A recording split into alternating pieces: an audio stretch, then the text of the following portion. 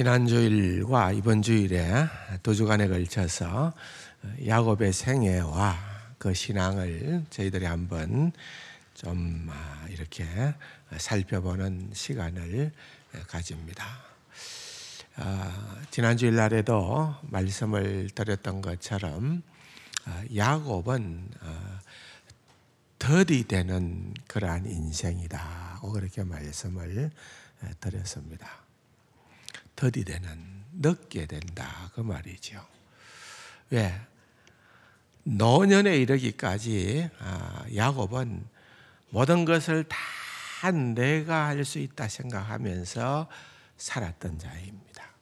내 실력으로, 내 능력으로, 내 지혜로, 내 경험으로, 또 내가 가지고 있는 그 어떤 것으로도 나는 무엇이든지 할 수 있다고 그렇게 생각을 하고 살았지만은 그의 인생을 돌아보면은 그야말로 후회가 너무나도 많은 인생이었어요.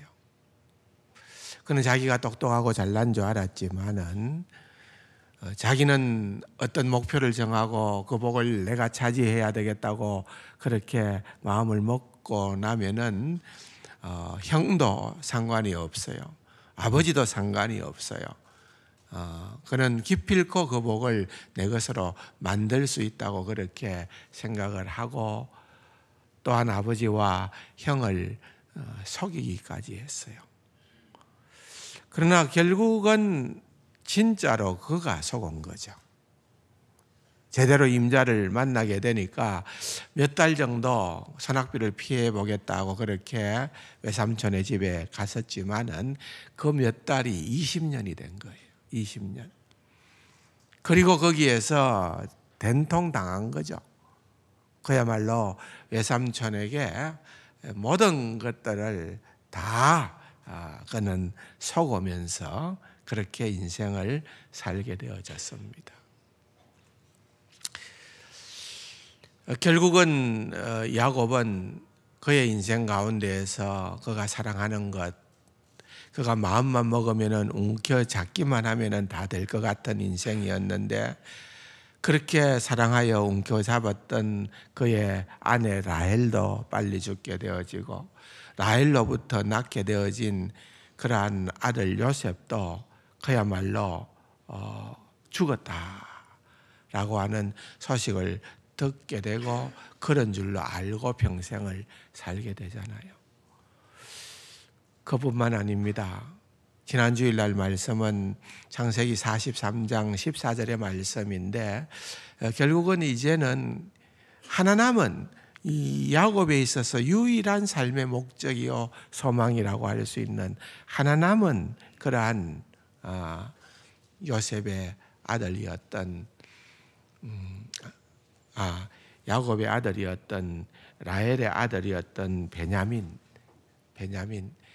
그마저도 놓지 않을 수 없는 요셉도 놓았고 라헬도 놓았는데 베냐민마저도 놓아야 되는 그런 절박한 상황에 놓이게 되어졌지만은 14절의 말씀처럼 내가 내 자식을 잃으면 잃으리로다. 잃으면 잃으리로다. 그게 야곱이 노년이지만은 처음으로 믿음의 행보를 보인 거예요. 야곱은 그전에는 늘 하나님의 역사가 있었습니다. 하나님의 손길이 있었습니다.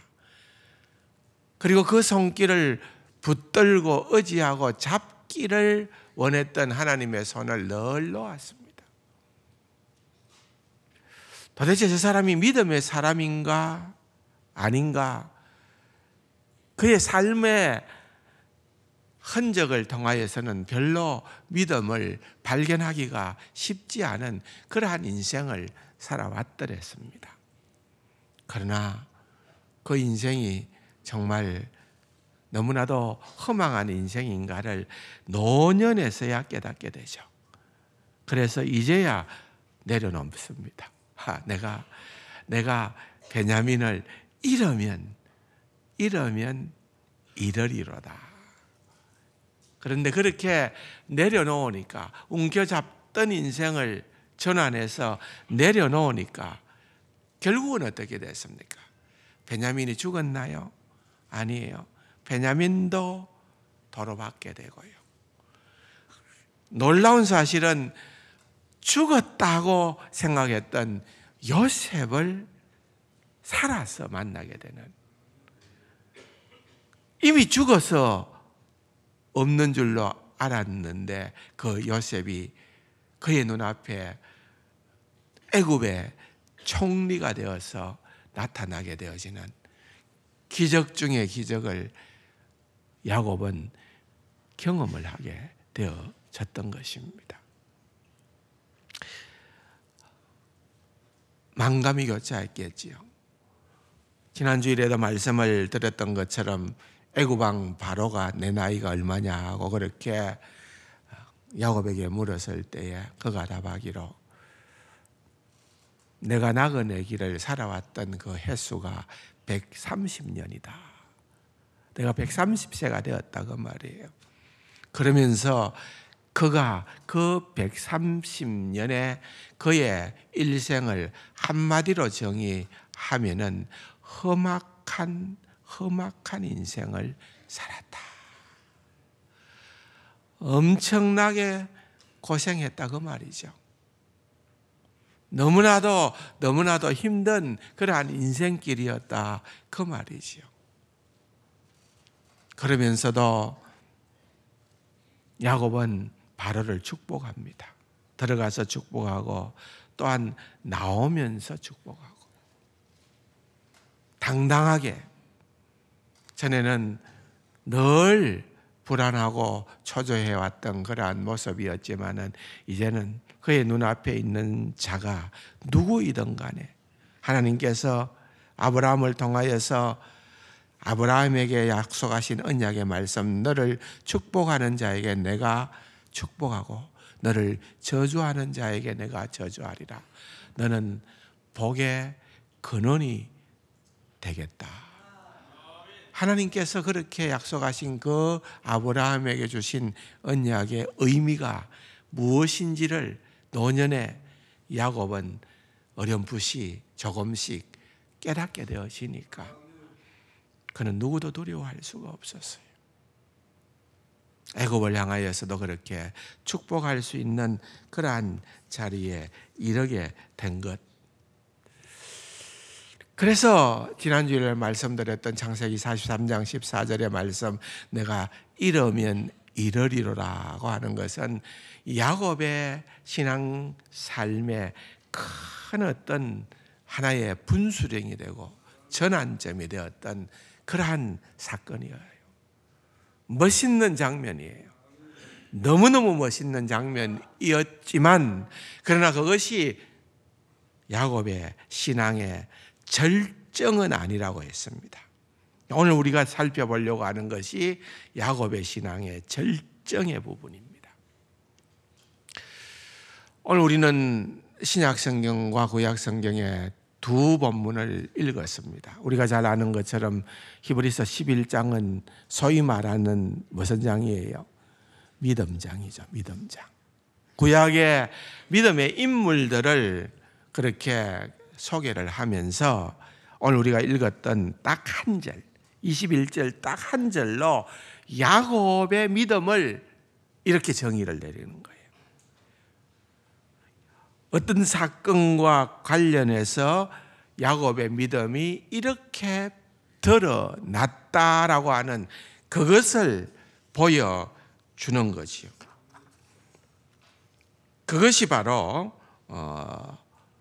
히브리서 11장 21절의 말씀인데 우리가 방금 읽었던 창세기 48장의 사건입니다. 여러분들이 오해를 하지 말아야 되는 것은 49장부터 야곱의 12아들에 대한 축복을 하는 장면이 나옵니다. 그걸 얘기하는 게 아니에요. 히브리서 11장 21절은 48장에 그 12아들이 아니라 요셉, 한 아들 요셉의 두 아들, 그러니까 그로 말하면 손자들이죠. 그 두 아들 누굽니까? 므낫세와 에브라임, 이 두 아들을 축복하는 그 사건이 야곱의 믿음의 절정이었다는 거예요. 그런데 우리는 그렇게 중요하게 생각 안 하는 거죠. 일반적으로. 우리는 그 사건을 그냥 잊어버릴 수도 있고 그냥 넘겨버릴 수도 있는 거죠. 그게 무슨 야곱의 믿음의 절정이냐. 우리는 그 사건을 모르는 건 아니지만 그렇게 우리는 생각을 해왔다는 거죠. 오늘 말씀을 드리려고 하는 핵심 내용은 이게 야곱에게 있어서 최고의 믿음을 보여주는 사건이었다. 그렇기 때문에 여러분 히브리서의 저자는 야곱의 일생을 놓고 보면서 이 사건이 그야말로 야곱의 신앙에 있어서 가장 최고봉이다 하는 것을 표현하고 그렇게 드러내고 있는 거예요. 그걸 왜 그런가 하는 부분을 오늘 우리가 다시 한 번 더 살펴보면서 우리의 신앙도 한번 점검해 보기를 원하는 거예요. 자, 창세기 48장 12절 이후에는 말씀드린 대로 이제 그야말로 야곱이 얼마 안 있으면 곧 하나님의 부름을 받을 것 같다라고 하는 그런 느낌을 그의 아들 요셉이 받게 된 겁니다. 그렇게 해서 아버지가 살아 계시는 동안에 내가 이 애굽에서 낳은 두 아들 아버지로부터 축복을 받아야 되겠구나. 그렇게 요셉은 생각을 했습니다. 그래서 아버지가 그래도 어느 정도 조금이라도 기력이 있을 때에 이 아들들을 데리고서 축복을 받기 위하여 아버지께로 데려오는데 아버지가 지금 힘들잖아요. 여러분 거기에 보면은 13절에 오른손으로는 그러니까 요셉 입장입니다. 요셉이 지금 두 자녀를 데리고 가서 아버지에게 두 아들의 축복을 받기를 원하는데 야곱이 이건 굉장히 섬세하게 고려를 한 거예요. 오른손으로는 에브라임을 야곱에게로 데리고 밉니다. 그러면 마주 있는 야곱의 입장에서는 무슨 손을 펼칠 수 있습니까? 왼손이죠. 야곱에게는 마주 있으니까 왼손이에요. 왼손을 에브라임에게 머리에 손을 얹던 축복을 할 그런 태세를 갖추는 거죠. 므낫세는 장자잖아요. 그러니까 요셉의 입장에서는 장자가 더 많은 복을, 그 당시에는 여러분 오른손이냐 왼손이냐 이게 굉장히 중요했어요. 그래서 오른손이 더 많은 축복권이 있다고 생각을 했기 때문에 그의 왼손으로 므낫세를 아브라함 앞으로 보냅니다.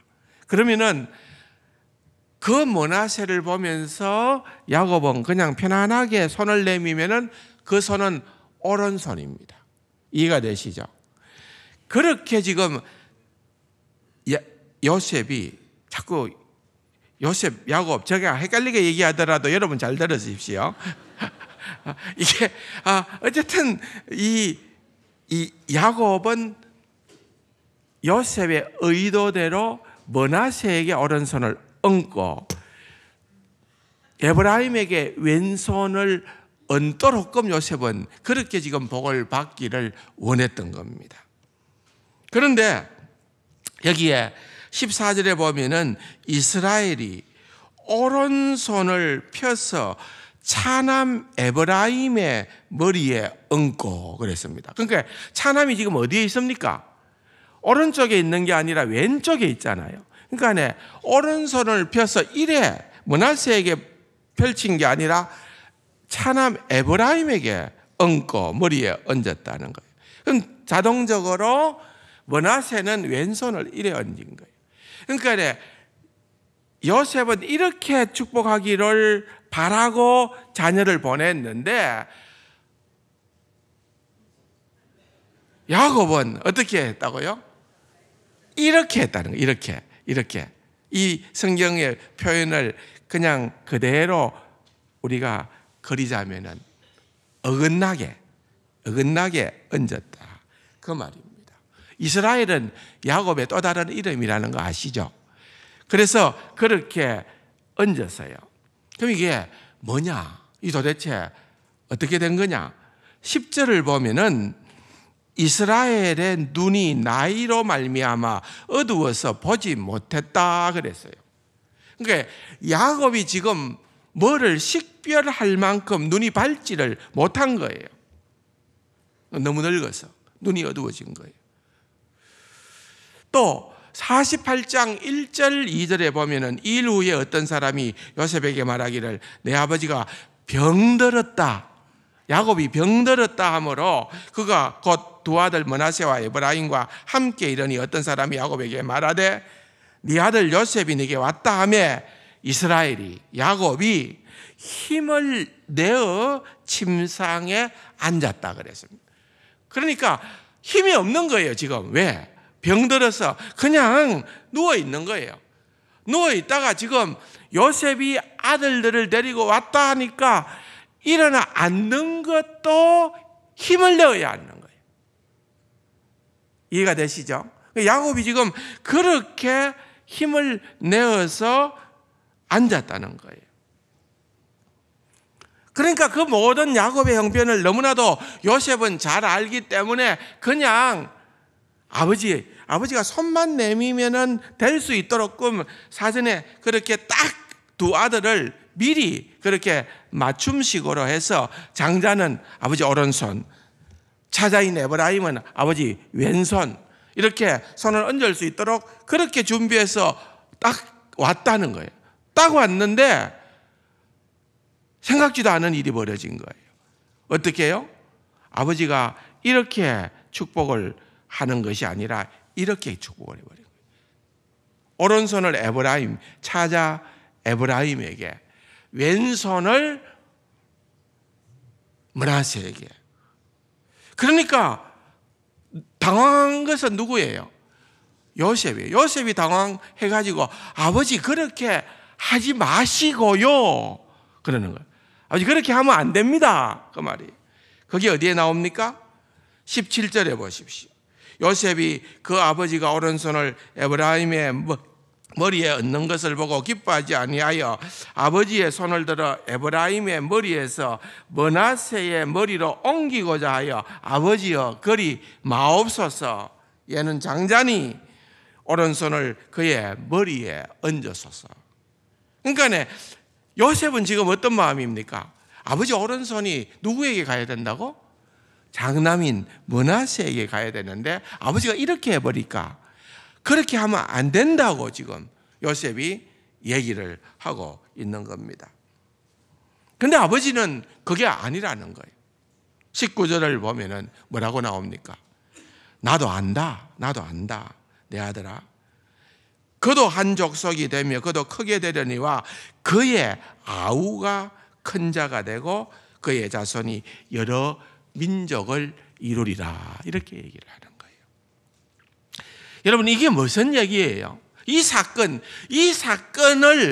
히브리서의 저자는 히브리서 11장 21절에 야곱의 믿음이 절정에 이른 그러한 대목으로 이것을 설명하고 있는 거예요. 그렇다면 이게 왜 야곱의 믿음의 절정이냐 하는 거예요. 왜 그렇게 한 것이 절정이 될 수 있느냐는 거예요.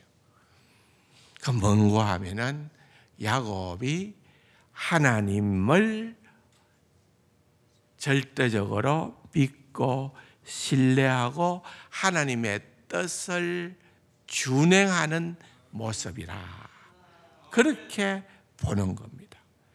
왜냐하면은 인간적으로 보세요. 인간적으로 보면은 자연스러운 것은 장남에게 오른손을 얹는 거예요. 요셉의 한 행동은 지극히 정상적인 행동이에요. 그런데 야곱은 그렇게 하지 않았다는 거예요. 이렇게 한 이유가 뭔가 하면은 하나님이 그걸 깨닫게 해주신 거예요. 하나님이 그걸 깨닫게 해주신 거예요. 하나님의 의도하심은 에브라임을 더 강성하게, 더 크게 사용하시고자 하는 그러한 하나님의 큰 뜻이 있었고, 그 뜻을 야곱에게 알려주셨고, 야곱은 옛날 같았으면은 언제든지 자기 뜻대로, 자기 생각대로, 자기 옳은 대로 일들을 진행을 했던 야곱이었는데, 이 마지막에는 하나님께서 그에게 그 뜻을 보여주시니까 절대적으로 거기에 순종했다, 그 말이에요. 그걸 보여주는 사건이었기 때문에 이 사건이 야곱의 믿음의 절정이고, 그 사건이 히브리서 11장에 야곱의 믿음을 한마디로 정의하면서 이 얘기를 거기에다가 담아둔 거라, 그 말입니다. 여러분 이해가 되시죠? 바로 그 말입니다. 하나님의 뜻을 따른 야곱의 모습을 이 행간에서 우리가 볼 수 있어야 된다, 그러한 말이에요. 또 하나 주목해야 되는 것이 뭔고 하면은 48장에서 야곱이 축복하는 장면이 있습니다. 15절 보십시오. 그가 요셉을 위하여 축복하여 이르되 내 조부 아브라함과 아버지 이삭이 섬기던 하나님, 나의 출생으로부터 지금까지 나를 기르신 하나님, 나를 모든 환난에서 건지신 여호와의 사자께서. 여러분 이렇게 지금 축복하면서 야곱이 얘기를 하는 겁니다. 여러분 이건 단순한 고백이 아니에요. 이것은 이 고백, 이 짧은 이 고백, 15절 16절에 나타나는 이 고백은 야곱이 평생 했던 그 어떠한 고백보다도 놀라운 고백입니다. 최고의 고백입니다. 야곱의 인생에 있어서 가장 최고의 신앙 고백이 바로 이 고백이 이런 거예요. 여러분 이 고백 안에 자기의 하나님, 지금까지는, 이제까지는 아버지의 하나님, 할아버지의 하나님, 그렇게 그가 고백해 왔다면은 여기에 와서 비로소 야곱은 할아버지 아브라함 하나님 뿐만 아니라 아버지 이삭의 하나님 뿐만 아니라 나의 하나님이다, 나의 하나님으로 그렇게 고백을 하는 거예요. 나의 출생으로부터 지금까지 나를 한 번도 나는 놓쳐버렸고, 나는 잊어버렸고, 나는 주님의 손을 붙들지 않았지만은 한 번도 나를 떠나지 않았었고, 한 번도 나를 놓지 않았었고, 끝까지 나를 선택하시고 태어나게 하시고 지금 이 자리에까지 오게 하신 그 하나님 앞에 진한 신앙의 고백을 하고 있는 겁니다. 나의 출생으로부터 지금까지 나를 기르신 하나님, 나의 모든 환난에서 건지신 여호와의 사자. 여러분 야곱의 생애를 잘 알잖아요. 그의 인생의 가장 힘든 순간에 여기 여호와의 사자라는 말은 천사를 의미하는 말이지만은 사실은 천사를 의미하기보다는 천사처럼 자기에게 오셔서 아브라함과 실험해 주셨던, 그래서 야곱과 실험해 주셨던, 야곱과 실험해 주셨던, 제가 엉터리를 얘기해도 여러분 잘 알아들어야 됩니다. 제가 머리가 복잡해서. 그래서 이 야곱과 실험하고 하나님의 하나님 되심을 보여주셨던 하나님의 천사라기보다는 하나님 자신의 현년인 거예요. 그 하나님이 야곱에게 너무나도 중요했기에 이제 다 여러분, 제가요 언젠가 군목 초창기에 자동차를 타고 가다가 한번 대형 교통사고를 일으켰습니다. 빗길에 커브길에 급브레이크를 나도 모르게 잡았더니만 차가 몇 바퀴 뒹굴어 가지고 바다에 빠지려고 하는 찰나에 하나님의 은혜로 뚜기에 거꾸로 차가 딱 섰었어요. 그래가지고는 살아난 경험이 있는데, 그 브레이크를 잡을 때에 그렇게 뒹굴 동안에 여러분 불과 내 생각에는 1초도 안 걸렸을 것 같아요. 0점 몇 초 같아요. 다다닥 돌았는데 그 도는 순간에 제 그때까지의 산 인생이 파노라마로 지나갑니다. 희한해요. 그건 잊을 수가 없어요. 인생의 파노라마가 제가 쫙 들어가더라고요. 여러분, 저는 이 아브라함이 이 순간에 그의 인생의 모든 풀리지 않았던 그러한 숙제들이, 수수께끼들이 싹 풀려지는, 인생의 파노라마가 펼쳐지는 그러한 어떤 은혜를 누리지 않았을까 생각해 봅니다. 사랑하는 성도 여러분, 정말 그렇습니다. 할아버지와 아버지가 섬기던 하나님이 자기를 어머니의 뱃속으로부터 임종해 지금 이 순간까지 침상에 누워있는 이 시간까지 하나님은 신실하게, 내가 하나님을 놨던 적은 수도 없이 많았지만은 하나님을 불더지 않았던 세월이 너무나도 많았지만은 하나님은 나를 한 번도 붙잡지 않으신 적이 없이, 나를 놓아버린 적이 없이 끝까지 나를 붙들어서 지금 이 자리에서 이 고백을 할 수 있도록 하나님이 하셨다는 거예요. 그 하나님에 대한 감격이 있는 거예요. 요셉에게는 영적인 장자권을 주신 거예요. 장자도 아닌데. 왜? 요셉의 자녀가 두 지파를 이루잖아요. 장자에게는 두 몫을 주셨거든요.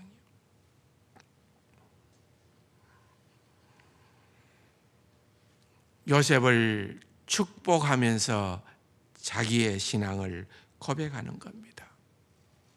여기에 나를 기르신, 목양하신 하나님께서 양을 그렇게 기르신 것처럼 나를 먹이시는 하나님이시라는 거예요. 결단코 나를 포기한 적이 없으신 하나님이시라는 겁니다. 나는 기억조차 못하지만은 하나님은 한 번도 나를 잊어버린 적이 없는 그러한 하나님이라는 거예요. 그래서 그 축복을 할 때에 하나님의 뜻에 순종할 수밖에 없었던 그러한 아브라함이었다는 거예요. 야곱이었다는 거예요. 야곱의 인생의 절정입니다. 하나님의 인자하심, 하나님의 긍휼하심, 자비하심, 그 모든 것들을 한마디로 얘기하면 하나님의 헤세드, 하나님의 그 변개치 않는, 실패하지 않는, 끝까지 지속되는 영원한 그 사랑이 야곱에게 흘러 넘쳤다는 것을 우리는 본문을 통하여서 깨닫게 되는 것입니다. 사랑하는 성도 여러분, 여기에서 우리가 한 가지만 더 나아간다고 하면은, 여러분, 우리의 인생에서 하나님이 바라시는 게 뭘까요? 내가 예수를 믿었더니만은 이렇게 잘 살게 되어졌다, 잘 나가게 되어졌다, 성공하게 되어졌다, 출세하게 되어졌다. 그러니 너희들 날 보고 예수 믿어라. 이걸 하나님이 원하실까요? 아니에요. 진정 하나님이 원하시는 것은 여러분, 물론 그것도 중요해요. 하나님 앞에 신실하게 행동하고 하나님을 어떻게 섬기고 어떤 선한 열매를 맺다가 주님 앞에 서게 될 것인가, 이거 너무나도 중요해요. 그러나 그것보다도 진짜로 중요한 것은 우리의 삶을 통하여 하나님의 헤세드, 하나님의 사랑, 하나님의 인자하심이 드러나도록 해야 된다는 것입니다. 우리가 어떠한 사람인가를 드러내기에 앞서서 여러분, 그리스도인의 삶은, 성도의 삶은, 신자의 삶은 하나님이 어떤 분이신가를 드러내는 삶이라는 것입니다. 하나님이 내 인생에 얼마나 신실하신 분이신지, 그분의 은혜가, 그분의 헤세드가 내 삶을 얼마나 놀랍게 임재했는지를 보여주는 것입니다. 야곱의 인생이 그걸 너무나도 잘 보여주는 거예요. 왜? 야곱은 별로 한 게 없기 때문에. 모든 게 다 하나님의 은혜였고 하나님이 하신 거기 때문에 하나님을 드러낼 수밖에 없다는 거예요. 나의 나된 것은 전적으로 하나님의 은혜다. 내가 구원받은 것도 하나님의 은혜요. 내가 이렇게 지금 그리스도인으로 호흡하며 신앙생활하며 그렇게 주님을 섬기는 것도 내가 잘나서가 아니라 모든 것이 다 하나님의 은혜였습니다. 그러므로 여러분, 우리는 하나님의 은혜를 드러내는 우리의 삶이 되고 있나를 언제나 물어야 되는 거예요. 내 삶에 그런 메시지가 나타나고 있느냐는 것입니다. 언제나 어떠한 삶을 살았든지 간에, 아무리 어렵고 힘들고 비참한 삶을 살았든지 간에, 아무리 실패한 인생을 살았던 그러한 삶의 모습이든 간에 하나님은 우리를 포기하는 법이 없다는 거예요. 하나님은 우리를 시간이라는 과정 속에서 우리를 다듬어 가시고 우리를 만들어 가시고 하나님의 형상으로 우리를 빚어 가시는 그러한 하나님이심을 믿으시기 바랍니다. 그것이 바로 하나님의 백성이에요. 그러니까 내가 그렇게 변화되는 거예요. 여러분, 옆에 계신 분들도 하나님께서 그렇게 빚어 가실 줄로 믿죠? 믿죠? 빚어 가요. 그런데 여러분, 우리가 흔히 하는 실수는 뭐예요? 내 눈에 양이 안 차면은 저 사람 왜 저래? 여러분, 꼭 말을 해야 합니까? 눈빛만 봐도 그 눈빛 속에 담아 있어요. 니 왜 그래 하냐?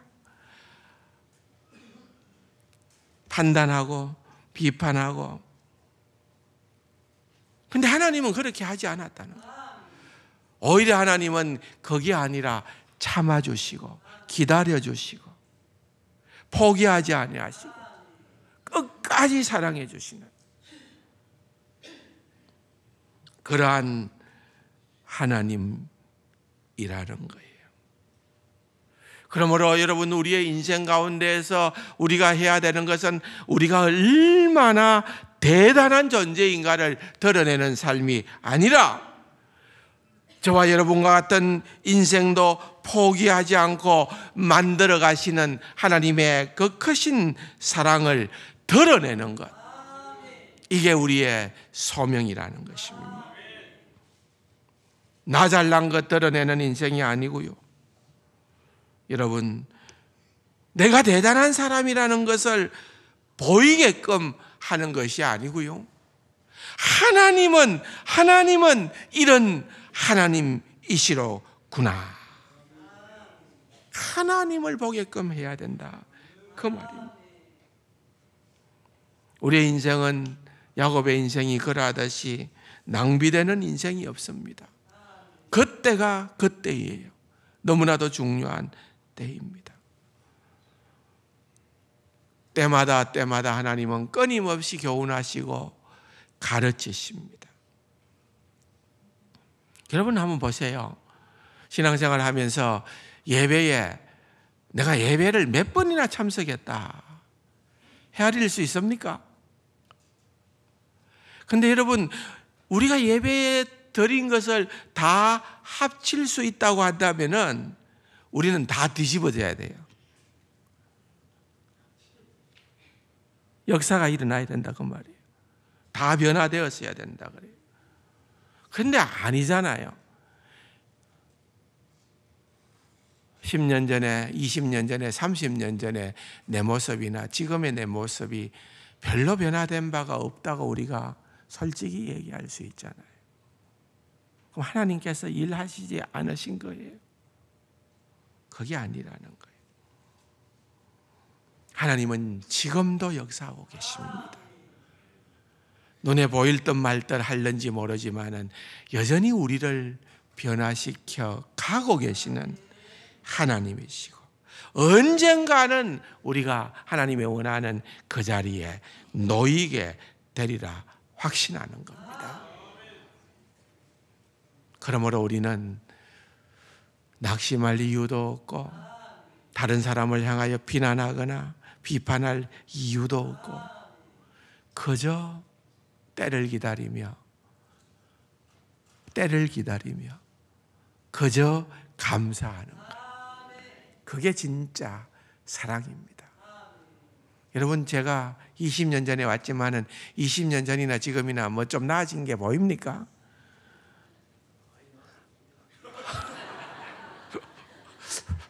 많이 나아졌답니다. 감사합니다. 근데 많이 나아진 모습이 에게 고운가? 이래도 할 말이 없잖아요. 할 말이 없어요.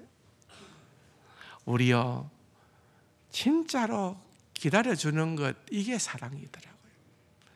네가 그 모양 그 꼴이야. 그렇게 되면은 살아남을 사람이 있을까요?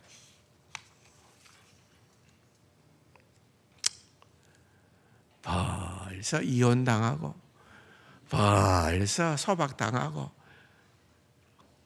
별의별 공경에 다 처할 수도 있었을 거예요. 그러나 여러분, 하나님의 헤세드, 하나님의 인자하심, 하나님의 사랑을 우리가 진정으로 깨닫게 되어지면은 여러분, 결국은 하나님을 믿고 기다려주는 거예요. 자, 옆에 계신 분들 한번 그 기다려준다는 사랑을 담아서 한번 쳐다볼래요? 너 왜 사냐? 그런 눈빛으로 바라보지 말고 사랑의 눈빛으로 우리는 기다려줘야 되고 그렇게 믿음의 공동체로 살아가야 될 줄로 믿습니다. 어떤 사람은 일찍부터, 여러분 그 생각해 보면은 야곱과가 있는가 하면은 제 편에는 정반대편에는 다니엘과가 있습니다. 다니엘은 어려서부터 뜻을 정하여 그랬습니다. 그런데 사실은 생각해 보세요. 저도 마찬가지고 여러분들도 대부분 다니엘과가 아니에요. 예, 대부분 다 야곱과예요. 야곱.